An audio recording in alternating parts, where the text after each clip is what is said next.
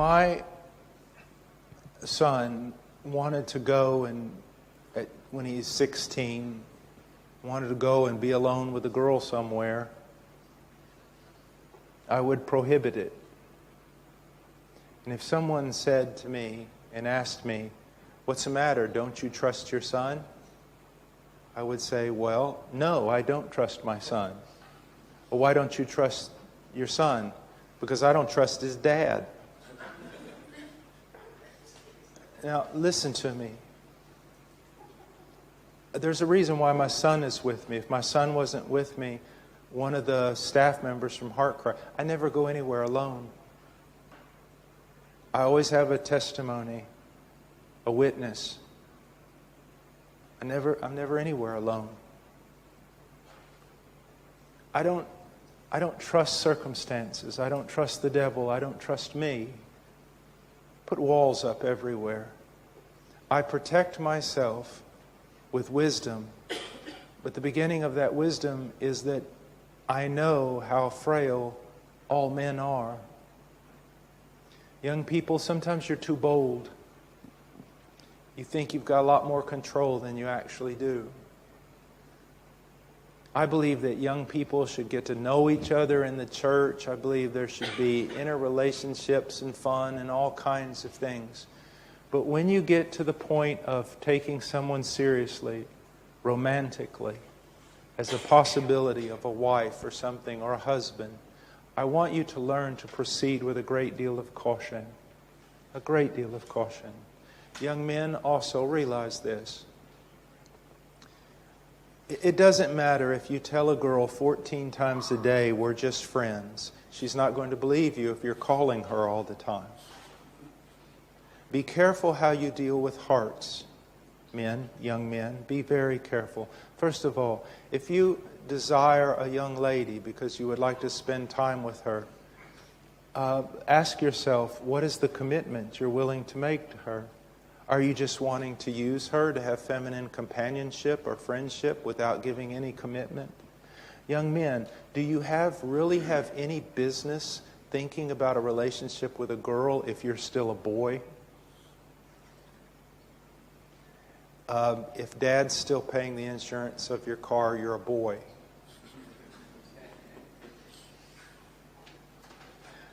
Boys don't play with girls. Men have relationships with girls, not boys. You see, guys, listen to me. This is very important. You should desire companionship. But companionship of a female requires that you be a man first. Okay? That means you're going to have to leave aside childish things. You young boys, even in your early teens, you need to be thinking about becoming men. Have you ever watched the movie Master and Commander? About the British fighting the French privateers. And when the two boats lock up, the two ships lock up in battle on the ancient seas there between England and France, the man who leads the Marines into the other boat and makes the charge is about 16 years old. The boy that's handling the helm on the boat is about 13, and he's already had his arm blown off in battle. What's the point? The point is, they were men. You live in a culture that wants to keep you as boys until you're 35. You run around with other boys. When you make money, you think about buying shoes and video games instead of saving money to put down payment on a house for a woman.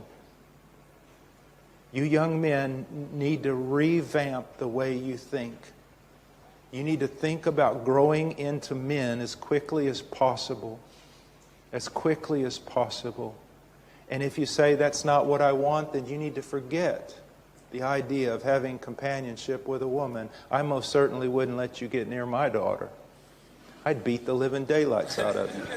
My whole point is it's a trust, it's a stewardship, it's sacred, and it's also very dangerous. This is God's daughter. And so young men, let me encourage you, don't just run with boys or you'll always be a boy. run with your dad. If your dad won't run with you, then find some older men who will take you under your wing. Go to school if you feel like you're called to go to school. Work hard. Have some calluses on your hands. Suffer. Make your way in life. I don't care if you're 14. Start putting back money. If you work for your parents or whatever you do, start putting back money. Think about life. A friend of mine walked up to some of the girls in a church we were in, and they were godly girls, and said, "Well, young ladies, a lot of young guys here in our church. Have you thought about marriage?" And they go, "Well, there's nothing but boys in our church." And he said, "What do you mean?" And the girls said this to him, my friend Don. They said, "These guys, when they get a little money, they go buy an Xbox. We want to marry someone who can put a down payment on a house, who pays his own insurance for a car." Do you know what happens in a fallen society? Isaiah 3, guys. And you know what it says in Isaiah 3? That the young boys will rail against the older men, and women will rule over them. We're seeing in the United States, the master's level education, the PhD level, is now being taken over by women. Women basically raise their husbands. That shouldn't be. Man up. Play the man. Be the man. Work. Serve Christ. Be serious. Be sober. Run with men so that you become men. Young ladies, the same goes for you. You want to marry someone who you think, I don't care how beautiful she is. Doesn't matter how beautiful she is. I mean, she's going to get old. Except for my wife, if she's listening.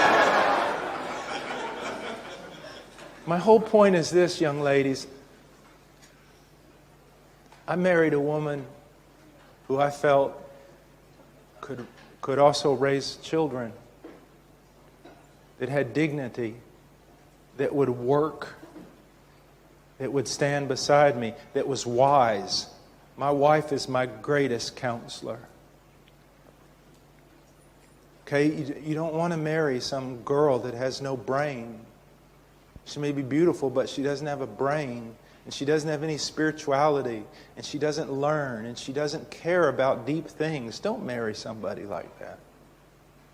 Marry someone who has integrity, who's a strong woman. She's made herself strong. Her arms are strong. She's a woman who thinks, a woman who can help you and teach you. I know you didn't ask those questions, but I see our whole society and our church falling apart.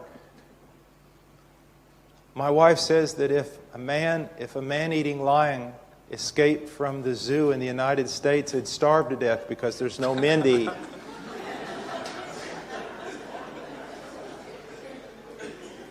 That was my wife says that. Sometimes I come home from preaching and she goes, "How's it gone?" I said, "Man, they were hating me. They wrote all kinds of horrible things about me. Sometimes I want to quit." And she goes, "You want to quit? You just need to man up and go back out there." I told her, I said, "You want me to cancel this meeting, because you're going to have a baby. I mean, you're up in the mountain on this cabin and all this stuff. And we had bears break into our house 3 times last year. And I said, "You want me to stay at home and cancel this?" She goes, "What's happened to you? You're talking like a wimp. Go preach the gospel." She goes, "You got me into this problem. I'll get me out."